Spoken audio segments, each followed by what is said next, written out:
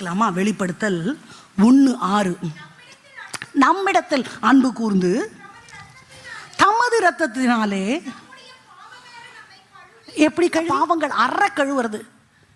இந்த பாவம் என்ன பண்ணணும்னா ஒட்டிக்கிட்டே இருக்கும். அவன் வெட்ட வெட்ட வளருவான், கொட்ட கொட்ட உயருவான் மாதிரி பாவம் உடனே எல்லாம் போயிடாது. தாவீது சொல்வாரு, பாவத்தின் ஆசையை என்ன விட்டு அகற்றுங்க. பாவம் போயிடும், ஆனால் ஆசை என்ன பண்ணும்? நான் இன்னும் உள்ளதான் உக்காந்துக்கிட்டு இருக்கேன் அப்படின்னு உட்காந்துருக்கோம். கொஞ்ச நாள் அது மண்ணுக்குள்ளே இருக்கும். ஏன்னா நம்ம மேலோட தானே வெட்டி இருக்கோம். அப்படியே கொஞ்சம் நாள் கழிச்சு திரும்ப துளிர் விட்டு வந்து நிற்கும். இந்த தான் நான் இருக்கிறேன். அப்போது அறவே அதை நீக்குவது தான் பாவங்கள் அற என்னை கழுவுவது. பாவத்திற்கு ஒரு ஆசை இருக்கிறது, அதுக்கு ஒரு சிற்றின்பம் இருக்கிறது. அந்த ஆசையை கூட என் இருதயத்திலிருந்து நீங்கள் வேரோட பிடுங்கி வீசுங்க ஆண்டவரே. அதுதான் தாவீது சொல்கிறது. பாவத்தை ரொம்ப ஈஸியாலாம் நம்ம எடை போட்டுற முடியாது, ரொம்ப ரொம்ப கஷ்டம். அப்போது இந்த மாதிரி இந்த சாத்தானும் இந்த இன்விடேஷனை வச்சுன்னு அப்போ வந்து என்னை டிஸ்டர்ப் பண்ணி கொண்டே இருப்பான். அதனால தான் அப்போ சுத்திகரிப்பு எனக்கு தேவைப்பட்டு கொண்டே இருக்கு. அப்போ ஜெபிக்கும் பொழுது என்ன பண்ணணும்னா, பாவங்கள் அற என்ன கழுவுங்க, பாவத்தின் ஆசையை என்னை விட்டு பிடுங்கி போடுங்க. அது எதுவும் என்னை பரம்பரையாக கூட தொடராதபடிக்கு என்னை பரிசுத்தமாக்குங்கன்னு அதற்காக கதறி ஜெபிக்கிறதுக்கு ஆண்டவர் பிள்ளைகள் நம்ம கடமைப்பட்டிருக்கிறோம். அதே மாதிரி சாத்தானுக்கு நான் முதல் முறை எப்போ பண்ணேன் அதை ரிமைண்ட் பண்ணி பார்த்து அதை அறிக்கையிட்டு சாத்தானுக்கு கொடுத்த இன்விடேஷன் எல்லாம் நான் கேன்சல் பண்ணுறேன். எனக்கு அந்த மாதிரி இன்ட்ரெஸ்ட் இல்லை, நான் அறிக்கையிடுறேன். நான் பரிசுத்தத்துக்கென பெயர் எழுதப்பட்டவள்னு வாய் நிறைய அறிக்கையிடணும். அப்போ தான் விடுதலை கிடைக்கும். இது பாவத்திற்கு ஒரு குணம். அது இப்படி நான் சொன்னேன். சாத்தானுடைய நேச்சர் என்னன்னா, ஒன்று பிடிச்சிக்கிட்டா திரும்ப திரும்ப திரும்ப அதையே வந்து எனக்கு கொடுப்பான். இதுதான் என் பலவீனம்னு கண்டுபிடிச்சிட்டான்னா அந்த பலவீனத்திலேயே தான் கடைசி வரைக்கும் நான் விழுவேன். 13 வயதிலிருந்து 25 வயது வரைக்கும் ஆணோ பெண்ணோ எதை செய்கிறாங்களோ சாகிற வரைக்கும் அதை தான் செய்வாங்களாம். அதனால தான் ஆண்டவர் சொல்கிறாரு, உன் இளவயதின் பக்தியை நான் நினைக்கிறேன். அது ரொம்ப முக்கியம். உங்கள் பிள்ளைங்க அந்த வயசில் இருப்பாங்கன்னா ரொம்ப அவங்களுக்காக ஜெபம் பண்ணுங்க. அப்போது இந்த வசனத்தை நான் வாசிக்கும் போது பாவங்கள் அற என்ன கழுவும். சரி, இப்போ இந்த பாவம் இது அந்த ஒரு ஆசை இருக்குது, அது எப்படி இச்சையாக மாறுது அப்படின்னு நம்ம ஒரு வசனத்தை வாசிக்கலாம். யாக்கோபு எழுதின நிருபத்தின் 1 அதிகாரத்தின் 15வது வசனத்தை நம்ம வாசிக்கலாமா? பின்பு இச்சையானது கர்ப்பம் தரித்து என்ன பண்ணும்? பாவத்தை பிறப்பிக்கும்.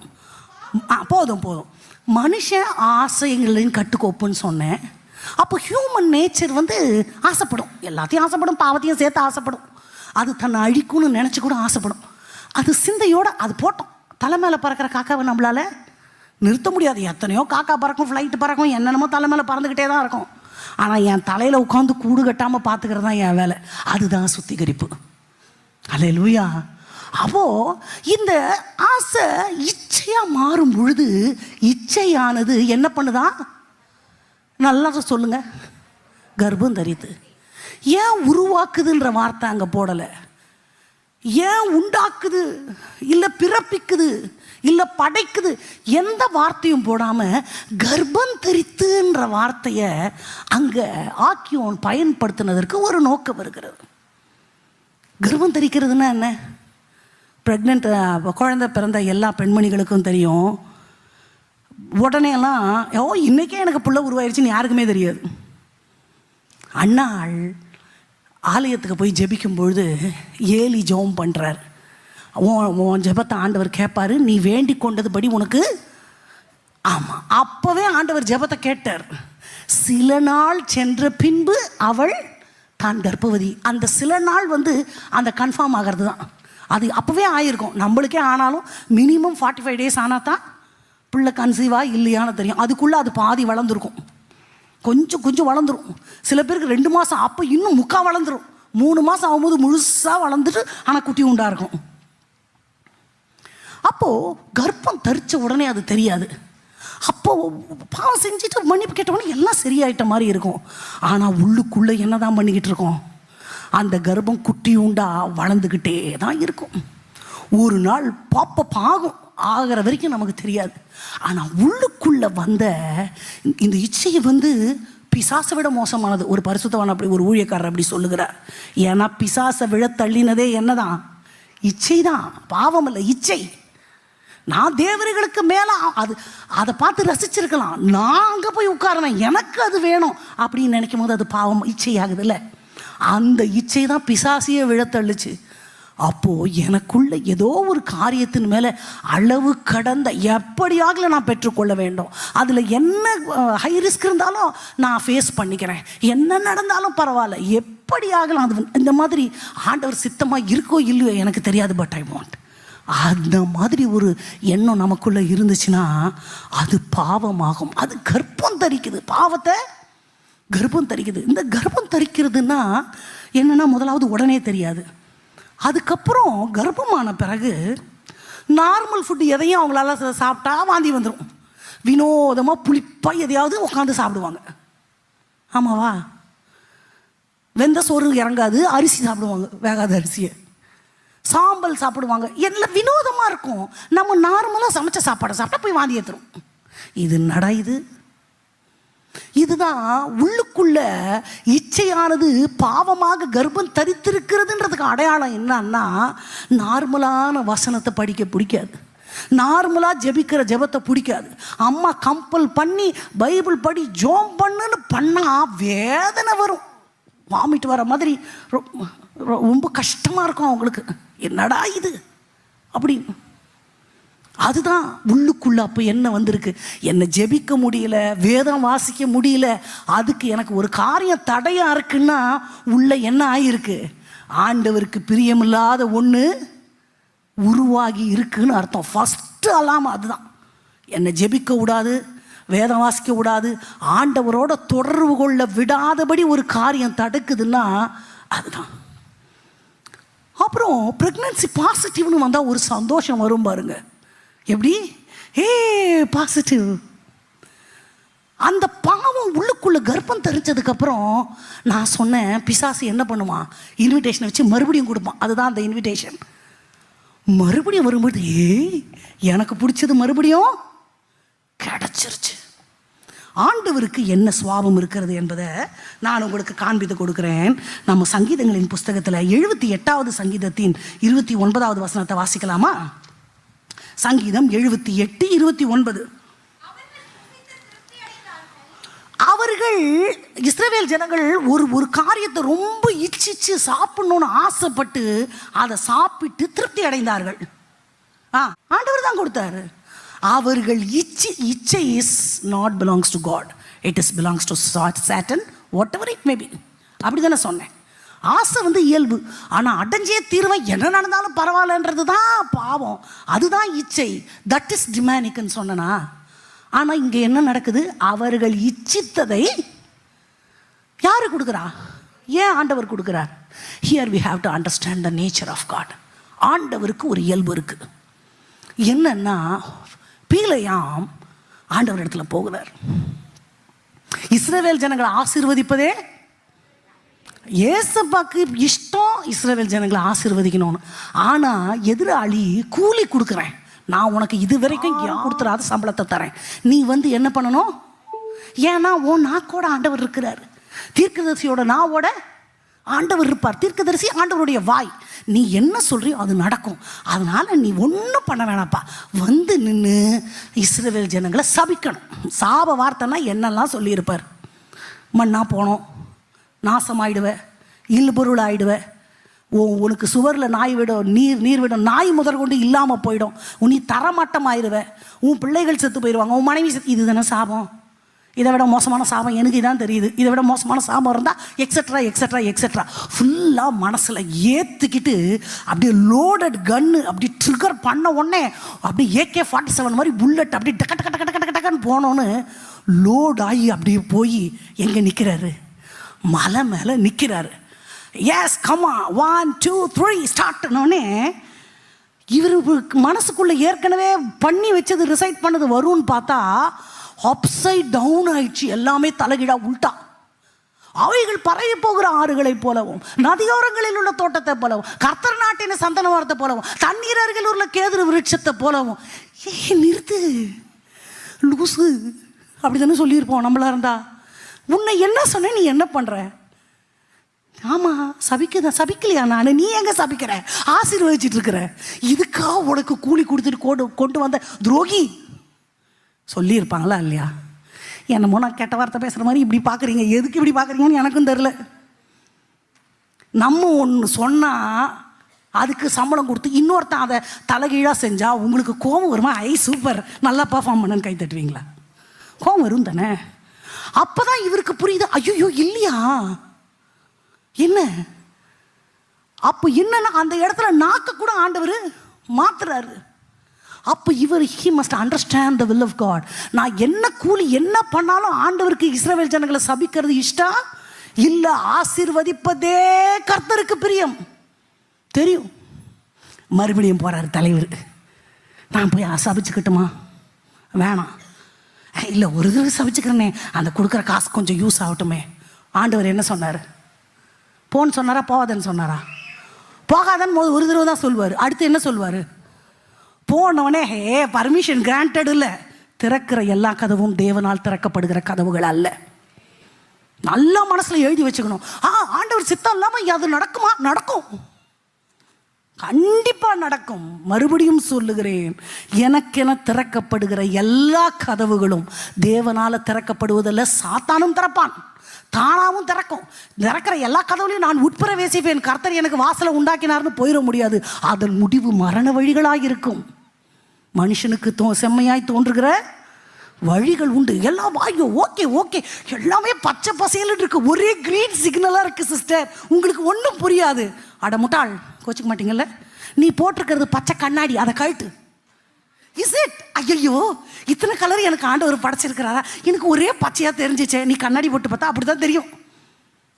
ஸோ ப்ராப்ளம் இஸ் நாட் அங்கே வெளியே இல்லை, ப்ராப்ளம் நீ போட்டிருக்கிற கண்ணாடியில் இருக்கு. ஸோ எல்லாம் க்ரீனாக இருக்கிற க்ரீன் சிக்னல்லாம் சொல்லிட முடியாது. நீ கண்ணாடியை கழட்டு ராசா, உனக்கு எல்லாம் பச்சையாக தான் தெரியும். ஆண்டவர் உனக்கு எவ்வளோ கலரை படைச்சிருக்கிறார் பாரு. அப்போ கண்ணாடி கட்டினா அங்கங்கே ரெட்டு டேஞ்சர் லைட் இருக்கும். ஐயோயோ இது என் கண்ணுக்கு பச்சையா இல்லை தெரிஞ்சுது. தெரியும் தெரியும், பச்சை கண்ணாடி நீ தானே போட்ட. அப்போ ஆண்டவர் போன்னு சொல்றது பர்மிஷன், கிராண்டட் பர்மிஷன் இல்லை, என்னமும் பண்ணி தொலை. மனுஷன் ரிமோட் கண்ட்ரோல் மாதிரி ஆண்டவர் ரோபோ மாதிரி கண்ட்ரோல் பண்ணவே மாட்டார். ஃப்ரீ வில்னு ஒன்று கொடுத்துருக்குறார். உனக்கு வேணும்னா நீ பரிசுத்தமாக வாழலாம், வேணாம் இப்படி தான் போவேன்னா போகலாம். பாவங்களை ஆண்டவர் மன்னிப்பார், சுபாவங்களை நான் தான் மாற்றிக்கொள்ள வேண்டும். ஹல்லேலூயா. நான் அப்படித்தான் வருவேன், அப்படித்தான் செய்வேன்னா செய்யலாம். Option is mine. ஆனால் but I have to face the consequences. கண்டிப்பா. அப்போ இஸ்ரவேல் ஜனங்கள் இச்சித்ததை, அவங்க இச்சிக்கிறது தப்புன்னு தெரியும், இச்சையினே வசனம் இருக்கு, ஆண்டவரே அவர்களுக்கு கொடுத்தார். தின்னு முடிச்சுட்டு என்ன நடந்தது அதை கண்டிப்பாக வாசத்தே ஆகணும். எண்ணாகமங்களின் புஸ்தகத்தில் 11வது அதிகாரத்தின் 33வது வசனத்தை வாசிக்கலாமா?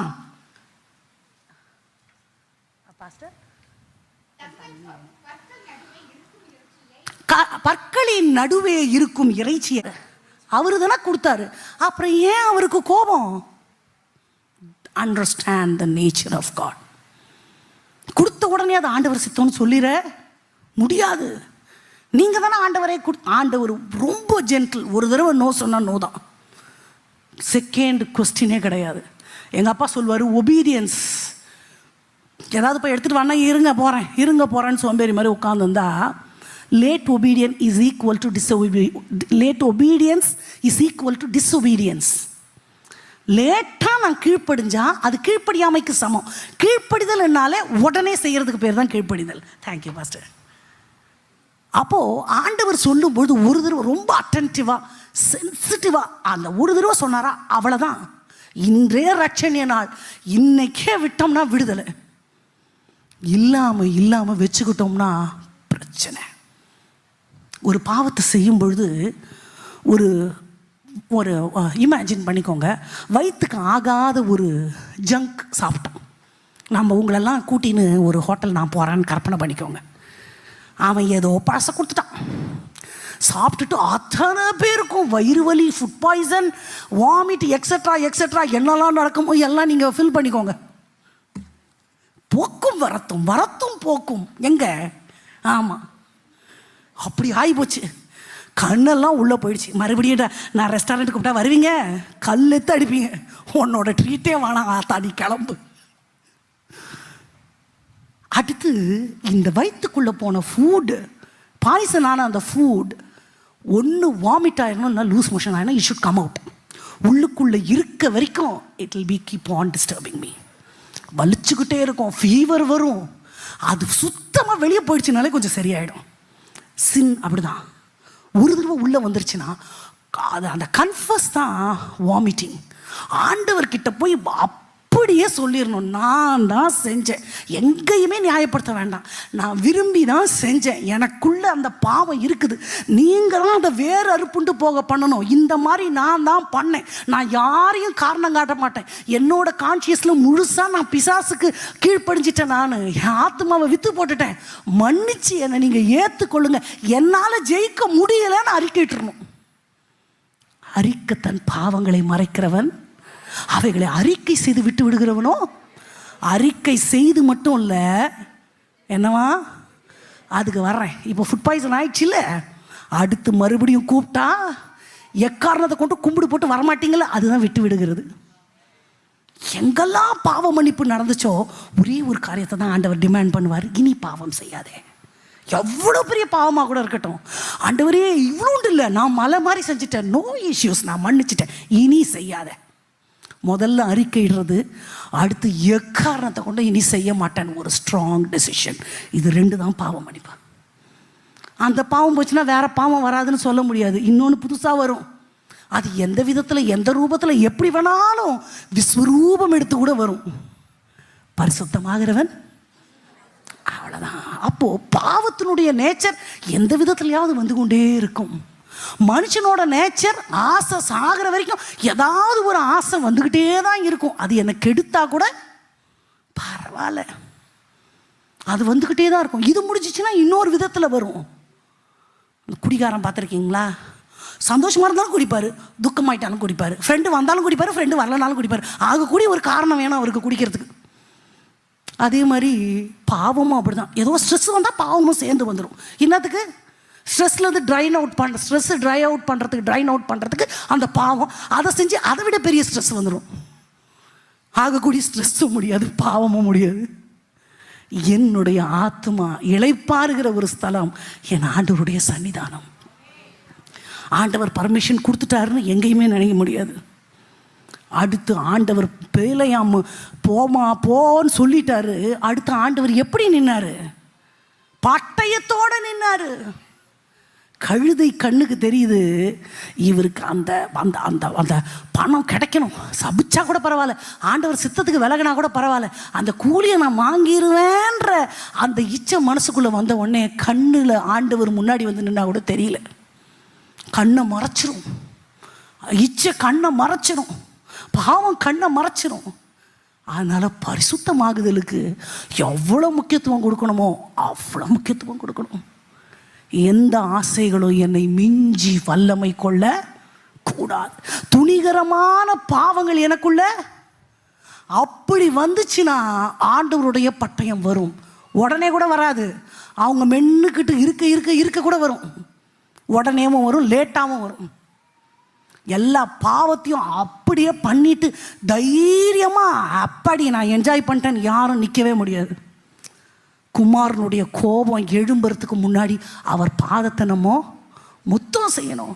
உங்கள் பட்டயத்தை உரையில் போட்டுருங்க, நான் பண்ணிட்டேன் தெரியாமல், இனி வாழ்நாள் அது பக்கமே போக மாட்டேன், மன்னிச்சிருங்க அப்படின்னு ஒரு ஸ்ட்ராங் தீர்மானத்தோடு நம்ம மன்னிப்பு கேட்கும் பொழுது அந்த தண்டனைகளும் நம்மை விட்டு அகன்று போகும். அல்லேலூயா. நம்ம எல்லாரும் ஒரு நிமிடம் இருக்கிற இடங்களில் எழுந்து நின்று, நம்ம உலகத்தாரோட நம்ம கம்பேர் பண்ணவே முடியாது. நான் உங்களுக்கு சொல்லியிருக்கேன் இல்லையா, அவங்களுக்கு விபச்சாரம் பண்ணாதான் பாவம், நம்ம கண்ணில் வந்து இச்சையோட பார்த்தாலே பாவம், நினச்சாலே பாவம். அது வந்து சினிமாவாக இருக்கலாம், எதா வேணா இருக்கலாம். மை ஸ்பிரிச்சுவல் மெட்டபாலிசமே வேற. உலகத்து மனுஷன் அவ்வளோ தப்பு பண்ணுறானே, அவன் என்ன மாதிரி பரிசுத்தத்துக்குன்னு அழைக்கப்படலை. என்ன ஆண்டவர் அழைச்ச விதம் வேற, என்ன ஆண்டவர் முன்குறித்த விதம் வேற. நம்ம சில நேரம் ஊழியக்காரங்களை, கிறிஸ்தவங்க யாரோ ஒருத்தர் தவற கூட விரல் நீட்டி அவங்கெல்லாம் அந்த தப்பு பண்ணிட்டு நல்லா தானே இருக்கிறாங்க. Don't ever compare yourself with anybody. நான் என்ன ஆண்டவரோட மட்டும்தான் கம்பேர் பண்ணி பார்க்கணும். அவர் பார்க்குற பார்வையில் தான் நான் பார்க்கணும். அவர் எப்படி பார்க்குறாரோ அப்படி தான் நான் பார்க்கணும். எந்த மனுஷனும் மாயை, எந்த மனுஷனோடையும் என்னை கம்பேர் பண்ணி பார்த்து இவங்களை விட நான் பெஸ்ட்டுன்னு நான் சொல்லிக்கவே முடியாது. எனக்கு ஆண்டவர் நியமித்த பாதை வேற. ஆமாம் சிஸ்டர் அப்படின்னு சொல்கிறவங்க எல்லாம் ஆண்டவரை நோக்கி பாருங்க. ஒரு நிமிஷம் கண்களை திறந்து என்ன பாருங்க. மன்னிக்கணும், என்னால் ஜெயிக்க முடியல, என்ன பண்ணலாம்? கோபத்தை கண்ட்ரோலே பண்ண முடியல. உதாரணம் சொல்கிறேன். கண்ட்ரோல் பண்ணணும்னு நினைக்கிறேன், என்ன மிஞ்சி வந்துடுது. ஆஃப்டர் தட் நம்ம ரெக்ரெட் கூட பண்ணலாம். நான் தெரியாமல் பேசிட்டேன், கோபத்தில் பேசிட்டேன், படக்கூடாதுன்னு நினைக்கிறேன், ஆனால் பட்டுறேன். இதெல்லாம் ஒரு பெரிய விஷயமா? கண்டிப்பாக. கோலை நீட்டுன்னு சொன்னால் அடித்தார் யார்? அது எவ்வளோ பெரிய தப்பு தெரியுமா? அவர் வந்து அந்த காணானை பார்க்கவே முடியல. அதுக்காக அவர் எடுத்த ரிஸ்க் எவ்வளோ பெரிய ரிஸ்க்கு. லட்ச ஜனங்களை நடத்துறது லேசான விஷயமா? 4 பேர் இருக்க குடும்பத்தை நடத்துறதுக்குள்ளேயே எனக்கு போதும்னு ஆயிடுது. எல்லாருக்கும் அப்படித்தான். அதுவும் அவங்க வணக்கா கழுத்துள்ள ஜனங்க. அவர் பட்ட பாடுகள் கொஞ்சம் நஞ்சம் இல்லை. ஆனால் அவர் மேலே ஆண்டவர் வச்ச நோக்கம் பெருசு. ஒரு கோபம் பாவமா? ஆண்டவருடைய கண்ணுலேருந்து பார்த்தா பாவம். கோபம் கொண்டாலும் அப்படின்னு என்ன, கெட்ட வார்த்தை பேசாமல் இருந்தால் மட்டும்தான் பாவம் இல்லையா? பரிசுத்தவான்கள் எழுதுகிறாங்க, கோபம் வந்துச்சுன்னா மூஞ்சி மாறவே கூடாதான். முதல்ல மூஞ்சி தான் எள்ளும் கள்ளும் வெடிக்கிற மாதிரி ஊடாயிடும். வேதாகம கல்லூரியில் படிக்கும்பொழுது நான் அடிக்கடி சொல்லியிருக்கிறேன், எத்தனை பேர் ஆண்டவரை பார்த்துருக்குறீங்க அப்படின்னு. உடனே சில பேர் கை தூக்குனாங்க. ஒரு வெள்ளை வஸ்திரத்தை பார்த்தாங்க. எனக்கா ஒரே பொறாமையாக வந்துச்சு. தேவதூதனை கூட பார்த்ததில்லை இப்போ வரைக்கும். ஆசையாக தான் இருக்குது, பார்த்ததே இல்லை. நானும் கண்ணை மூடி திறந்து பார்த்துருக்கேன். ஒன்றுமே தெரியாது. கண்ணு முன்னா இருட்டாக இருக்கும், திறந்தா வெளிச்சமாக இருக்கும். கொஞ்சம் ஏக்கமாக இருந்துச்சு. எல்லாம் என்னமோ சாட்சி சொன்னாங்க, ஐயோ அவங்கெல்லாம் பாக்கியவான்கள்னு. நான் ஏக்கமாக பார்த்துட்டு இருந்தேன். சரி இப்போ எல்லா நாளும் என்னைக்காச்சும் ஒரு நாள் ஆண்டவர் கதவெல்லாம் சாத்தி இருட்டிலலாம் உட்காந்து ஜெபம் பண்ணியிருக்கேன். அப்போ தான் ஆண்டவர் ஒளி வீசின் ஒளியாக வருவாருங்களாம். இப்போ வரைக்கும் பார்க்கல. அப்புறம் அந்த ஊழியக்காரர் கேட்டார், சரி பிசாசை எத்தனை பேர் பார்த்துருக்குறீங்க? அதுக்கும் சில பேர் சொன்னாங்க. 2 கொம்பு வச்சு இருந்துச்சு, குட்டியாக இருந்துச்சு. அப்புறம் அப்படி இருந்துச்சு. நான் யோசித்து பார்த்தேன், பிசாசையும் பார்க்கல. பிசாசு பிடிச்சவங்கள பார்த்துருக்கேன், பிசாசையும் பார்க்கல. சரி பிசாசை யாருக்காவது பார்க்கணுன்னு ஆசையாக இருக்கா? எனக்கு ஏசப்பாவை பார்க்குற ஆசையே முடியல, இதை பிசாசை வேற பார்க்கணுமா? சரி நம்ம தான் பார்த்தது இல்லையே, ஆண்டவரை பார்க்குற அளவு நமக்கு முடியாது, பார்த்து செத்து போயிட்டா என்ன பண்ணுறது? பிசாசியாவது பார்க்கலான்ட்டு மெதுவாக கை தூக்குனேன். கை தூக்குற பொண்ணு எந்திரின்ட்டார். நம்ம சும்மாவே எந்திரிக்க மாட்டோம், ரொம்ப இன்ட்ரோவர்ட். இப்படி வந்து சிக்கிக்கிட்டோமேன்னு சொல்லிட்டு எந்திரிச்சு நின்னா, நீ பிசாசு பார்த்தது இல்லையா? பார்த்ததில்லை சார். இன்னைக்கு பார்க்குறியா? ஐயோ பார்த்து பயந்துட்டா என்ன பண்ணுறது? கொம்பு வச்சுன்னு பல்லுகள் வச்சுன்னு இருந்துச்சுன்னா என்ன பண்ணுறது? அவர் சொன்னார், ஒன்றும் இல்லை, பயங்கர கோவம் வரும்போது இப்போ கண்ணாடி எடுத்து பாருன்னாரு. அப்போ டெய்லி நம்ம எல்லாருமே பிசாசை பார்க்கலாம். ஆனால் பரிசுத்தவான்கள் எழுதுகிறார்கள், ஆண்டவரோட நடக்கிற பிள்ளைங்களுக்கு கோபம் வருதுன்றது பக்கத்தில் இருக்கவங்களுக்கு கூட தெரியக்கூடாதான். இதெல்லாம் எப்படி ஃபாலோ பண்ணுறது? ஆவியானவர் எனக்குள்ளே இருக்கிறாருன்னா என் கோபம் 1 மணி நேரத்துக்கு மேலே இருக்காதான். முடியுமா? 1 மணி நேரம் தான் கோபம் தான் இருக்கணும். அடுத்து ஒரு துளி கூட வெக்கம் மானம் எதுவுமே இல்லாமல் போய் பேசணும். முடியுமா? மூஞ்சி மேலே தூண் துப்புனா கூட கட்டி பிடிச்சி பேச முடியுமா? முடிஞ்சிச்சுன்னா நான் உண்மை கிறிஸ்தவன். இல்லைன்னா நான் சிலுவையில் அறையப்படவே இல்லை, சுயம் சாகலைன்னு அர்த்தம். சரி முடியல, என்னால் முடியல, இந்த பாவத்தை ஜெயிக்க முடியல. I tried my level best. ஆனால் என்னை மிஞ்சி வல்லமை கொள்ளுகிறது. அதுக்கு என்ன பண்ணுறது? நான் சொல்லுகிறேன், உபவாசம் இருக்கணும். உபவாசம் எப்படி இருக்கணும்? பன்னு சாப்பிட்டு, டீ குச்சிட்டு, மிச்சர் சாப்பிட்டு, பனானா சாப்பிட்டா அது பேர் ஃபாஸ்டிங்கே இல்லை, அரைப்பட்டினி. இல்லை சாப்பிடாம நல்லா ஊர் சுற்றிட்டு இருக்கிறதா, அது பேர் பட்டினியாகி ஊர் சுற்றுதல். தண்ணி மட்டும்தான் குடிக்கணும், இல்லைன்னா நம்மளுக்கு ட்ரை ஆகிடும், வாய் ஜெபம் பண்ண முடியாது. தண்ணி மட்டும் குடிக்கணும்.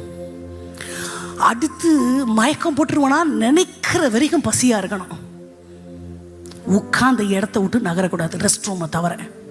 ஒரு பாட்டில் தண்ணியோட தனிமைப்படுத்திக்கிட்டு இந்த பாவத்திலேருந்து எனக்கு விடுதலை தாங்கன்னு அழணும். எங்க ஒரு பசியை அடக்கிற மனுஷன் கோவத்தை அடக்கிடுமா, நாக்க அடக்கிடுமா, சுயத்தை அடக்கிடுமா, இச்சையை அடக்கிடுமா. அடக்க எதெல்லாம் அடக்க முடியாததோ பசி ஏற ஏற ஏற ஏற எல்லாமே கண்ட்ரோலுக்கு வரும். ட்ரை பண்ணி பாருங்க. நான் ட்ரை பண்ணி பார்த்தேன். எனக்கு முந்தியெல்லாம் ரொம்ப கோவம் வராது. 40 வயசானால் என்ன ஆகணும் உங்களுக்கு தெரியும்ல, அந்த மாதிரி வயசாக கொஞ்சம் கோவம். பாஸ்டர் வந்து சொன்னார், நீ முந்தி மாதிரியே இல்லை, ரொம்ப கோவப்படுற, போடு ஃபாஸ்டிங்க. அவ்வளோதான். ஃபாஸ்டிங் போட்ட பிறகு செக் பண்ணி பார்த்தாலும் குறைஞ்சிருந்துச்சு. திருப்பியும் வருமானா வரும்போது மறுபடியும் ஃபாஸ்டிங் போடணும்.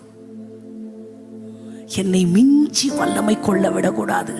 என் சரீரத்தை நான் ஒடுக்கி ஆண்டவருக்கு முன்பாக தாழ்த்தும் பொழுது அந்த பரிசுத்தமாக்குதல் எனக்கு பகிர்ந்தளிக்கப்படும். உங்களுக்கு ஒரு டிப்ஸ் சொல்லி கொடுத்துருக்கிறேன். என்னால் ஜெயிக்க முடியலன்னு ஆண்டவரோட நடக்கிற பிள்ளை பாவத்தை மட்டும் சொல்லவே கூடாது. பிசாசுக்கு தான் ஆண்டவர் எதிர்த்து நிற்க சொல்லியிருக்கிறார். பாவத்தை பார்த்தா ஓட சொல்லியிருக்கிறார். எதிர்த்தெல்லாம் நின்னா நம்ம தோத்து போயிடுவோம். ஏன்னா பாவத்துக்கு பவர் ஜாஸ்தி. அப்போ ஆண்டவருடைய பிள்ளைகள் என்ன பண்ணணும்னா விட்டு விலகி விலகி ஓட வேண்டும். உபவாசம் போட்டு அந்த ஆசைகள் என்னை விட்டு அகலட்டும், சிலுவை கடியில் சாம்பல் ஆகட்டும்னு நம்ம ஜெபிச்சோம்னா கண்டிப்பாக விடுதலை ஆகும்.